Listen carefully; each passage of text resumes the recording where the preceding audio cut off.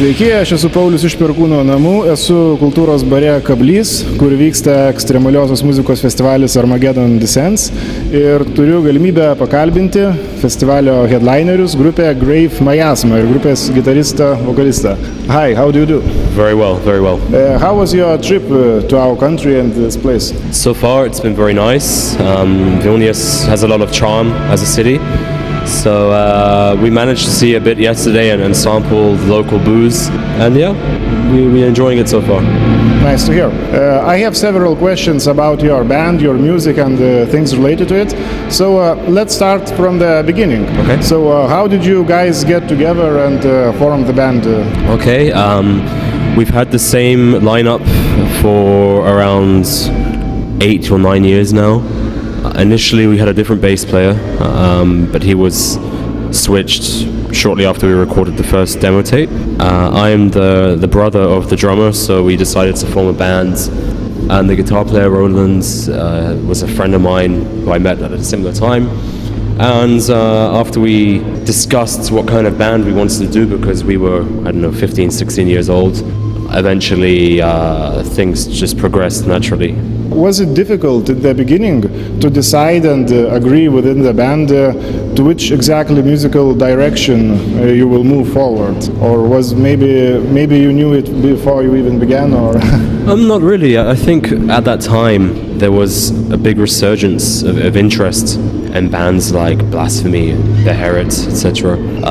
We were very much caught in this tidal wave of being very impressionable teenagers. Obviously we were into heavy metal and thrash and black metal, etc., etc. But at the time we just started writing primitive, ugly music because that's what we listened to, it's what we liked. So that's how things progressed.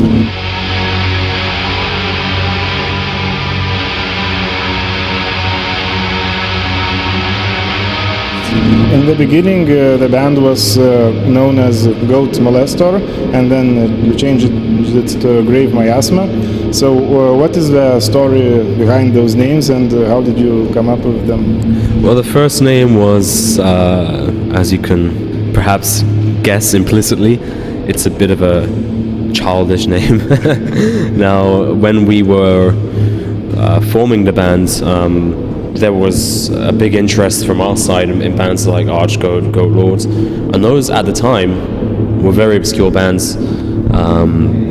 Not many photos of the bands existed. This was before Archgoat reformed and started playing shows again, and that signified to us a kind of hidden mystery of the underground, these goat bands.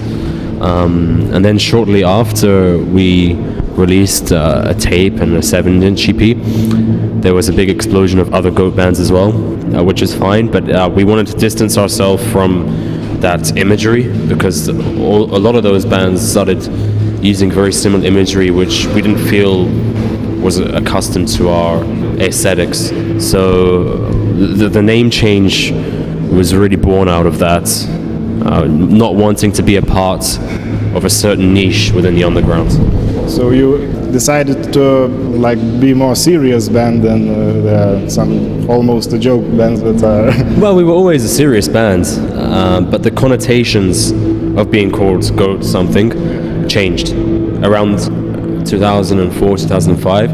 2 or 3 years after we formed the band, the connotations changed, and it took a kind of cartoonish parody side of what was happening in the underground at the time.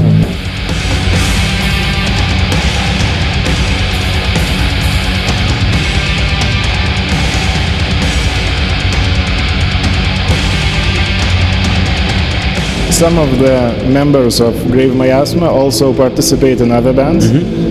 Is it difficult to find time for everything, and does it make any troubles? Sometimes it can lead to some schedule conflicts, but the way the bands work everything seems to fall into place. So if Grave Miasma have a big period of activity, then we will concentrate on that, and if Cruciamentum have a big period of activity, then we will not rehearse so much with Grave Miasma, and we'll just go back to writing riffs individually, and everything has a natural balance. Grave Miasma exists for quite a long time, but it has only one full-length album yet. So what is keeping you from being more productive? Well, for quite a long time, three of us were separated in different cities. So myself and my brother, we lived in London. Our bass player lived in Nottingham, and our guitar player for 3 years lived in Farnham, which is Falmouth, which is in Cornwall, in the southwest peninsula of the country. And if you look on the map, there's a big distance between the three cities. So that hindered what we could do as a band for quite a long time. Also, we prefer to be very patient with what we do. We know when to write music and when to not write music. And when you don't write music, that is just as important as sitting down to do things, because you allow your brain just to settle on what you're doing and then to be more decisive, so you can change things and perfect it a bit more.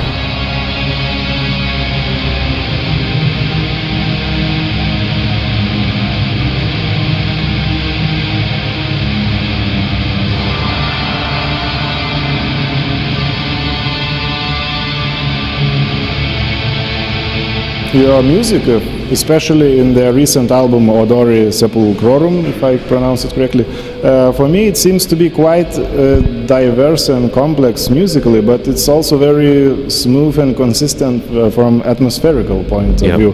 How are your songs being born, and who writes those songs? Different songs are written, have different dynamics when we write them. So for some of the tracks on the album, I concentrated on writing the main riffs individually, and then we would arrange everything as a band afterwards.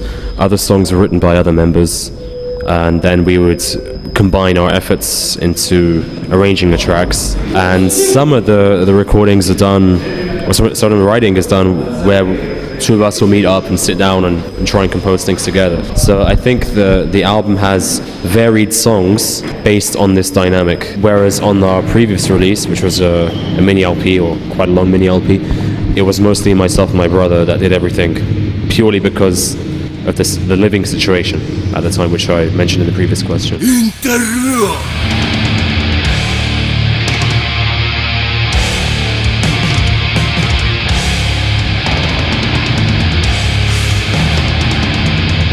When I first heard your EP, Exalted Emanation, the first thought in my mind was Incantation. So was that band very influential for you, and what other bands also you are following? I think Incantation has a very strange influence on death metal currently. For years they existed without much recognition, and then all of a sudden many bands, including ourselves, started performing death metal with a similar vibe. I personally don't listen to Incantation very often, but their kind of picking style on guitar and the way they structure riffs has an impact, because it has a very natural dynamic in terms of the scales they play and the arrangements that they make. It's perhaps subconsciously we took a lot of inspiration from Incantation. Perhaps we still do, but we try and move away from that because many other bands are doing that. With regards to other bands, initially we were really inspired by Demon Sea, Beherit, Blasphemy, Shabna Garath from Mexico, Goat Lord, Disembowelment, countless others, in fact. Now, eventually, as we grew older, we tried to incorporate different elements, different musical elements into the tracks. So, between the four of us, we all listen to numerous genres of music, and now we're trying to incorporate things without moving the whole sound far from metal.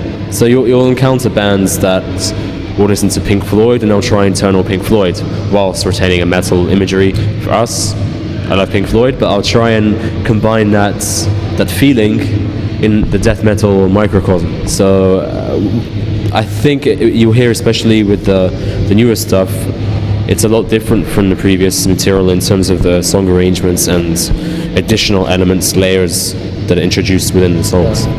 Well, the recent album seems to be more atmospheric than the previous releases. So That's right. I think that's mostly born from the fact that we had more studio time to experiment. Whereas with Exalted Emanation, we fragmented the recording process over a long period of time without much actual studio time. So it was very rushed. We would do guitars and all the intrinsic elements, and then spend, I think, one day on everything else. Whereas this time we spent a week doing all the other layers and all the other weird shit you can hear on the record.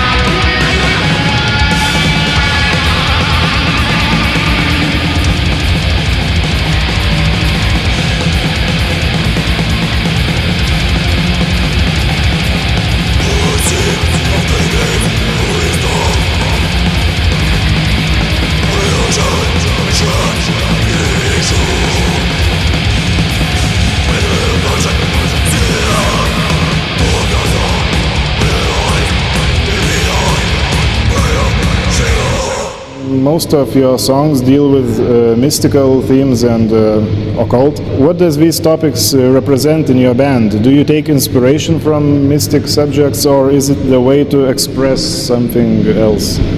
Both. I think without the intention and the drive coming from inspiration, there wouldn't be any outputs musically from us.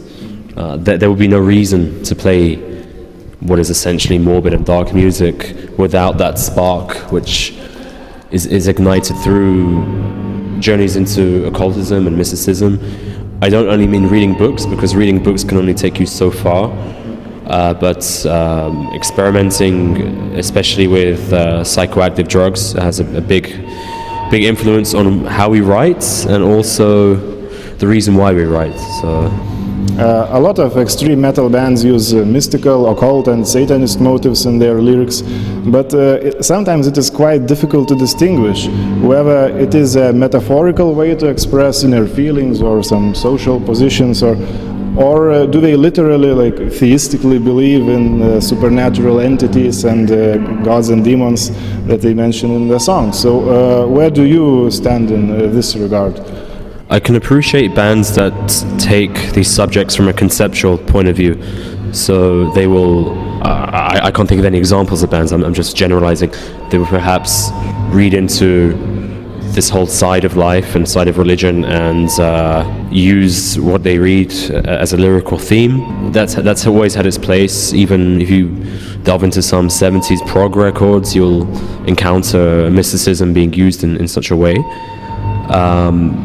Personally, I don't like a detachment from what I explore. I prefer to be incorporated in every element of what I do, which results in what we do musically. So, whilst I can appreciate a conceptual angle, it's not for me. It's not what I would do. And lyrically, what we write is what we believe and what we experience. So I'm not professing to be an expert in anything or someone to ask as a person about mystical subjects. Everyone has their own path, and my path is expressed in a musical way.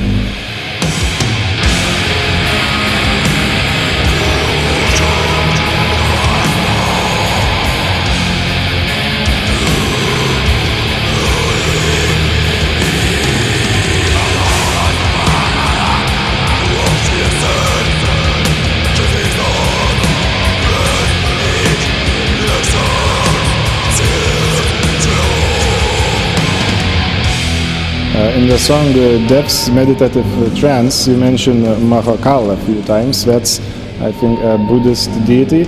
And in one previous interview, I think you or some other member, I don't know, mentioned that it comes from the personal experience of it. So could you tell me a little bit more about what it means? Yeah, sure. The track has the acronym DMT, which perhaps some of your listeners and readers may know is a very powerful psychedelic drug.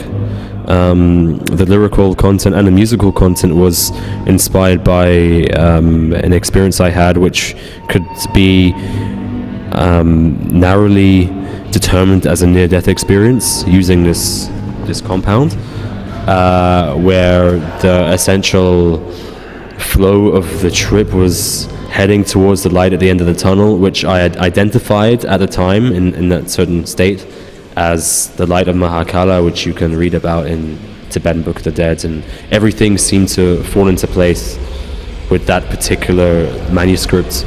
And so the track itself, musically and lyrically, is decoding the whole experience.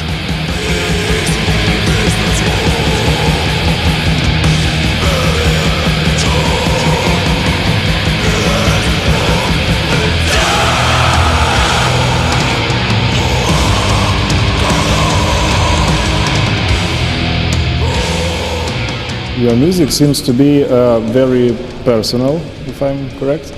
How do you make the connection between you and the audience during the live shows when you write songs for yourselves? And do you think people in the audience properly understand what Grave Miasma is about? Well, firstly, I think all music is personal, whatever the genre and whatever the style. With regards to connection with the audience, this is metal. It's not higher than metal. A metal show should be about animation of the crowd and the crowd being completely into it and being animated, showing the energetic elements that make a metal show great. So whether it's a Celtic Frost or Slayer video you watched in the 80s or us playing now, it should all look and sound exactly the same.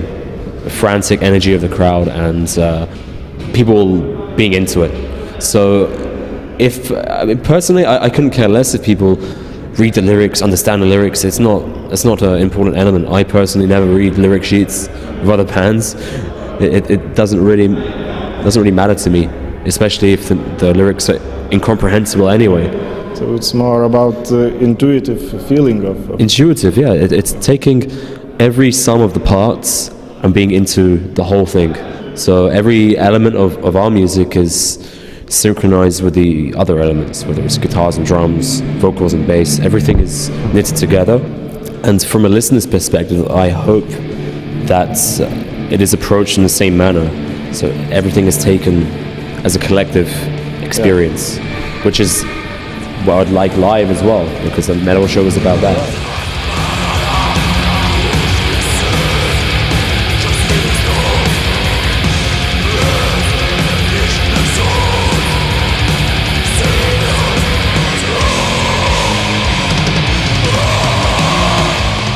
What are Grave Miasma's nearest future plans? Maybe you are working on some new material or something?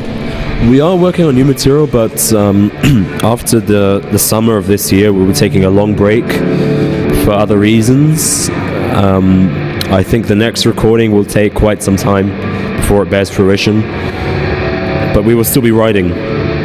We're still writing music. It will be at an even slower pace than previously. In what kind of musical and lyrical direction are you planning to move in the future, or there are no plans? Musically, it would be the same dynamic, but even more extreme and perhaps more experimental, but still staying within the confines of black and death metal, because that's what we are. We would never try and expand beyond what is conventional. We'll still be experimental, but it's still death metal. Lyrically, every song must be based on an experience. Probably if there were no more experiences, there would be no more songs. So that's the way it works. Thank you very much. It was very nice to talk to you. And, thanks for the interview. Yeah, I'll be waiting for your show, and I'm sure it's going to be great. Thank you. It's great to be in this country. Thank you.